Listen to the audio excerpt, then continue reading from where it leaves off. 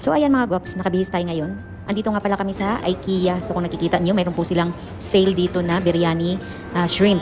So tigpa 500 fils lang yan siya. So andito kami dahil kakain kami nang matikman naman itong kanilang naka-sale na pagkain. So matagal na namin naririnig to and ngayon lang namin napuntahan. Nagtanong nga pala kami sa isang staff dito. So by next week daw, salmon na naman daw yung naka-sale nila. So yun sana yung pinunta namin.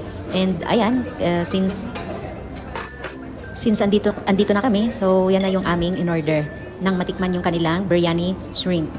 And ayan, kumuha din kami ng salad kasi masarap din tong kapartner ng biryani rice. So ayan, gusto daw nitong sister-in-law ko, itag-iisa kami at iba-ibang flavor yung aming kinuha. Ayan, meron silang Greek salad dito. Yan, so ibang price tong salad nila.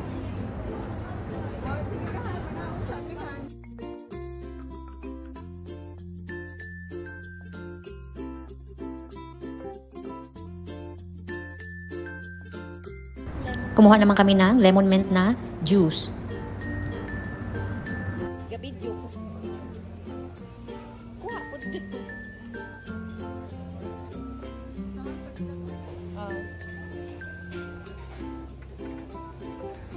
And dahil masarap din tong cheesecake, so kumuha kami ng isang plain cheesecake at isang lotus cheesecake.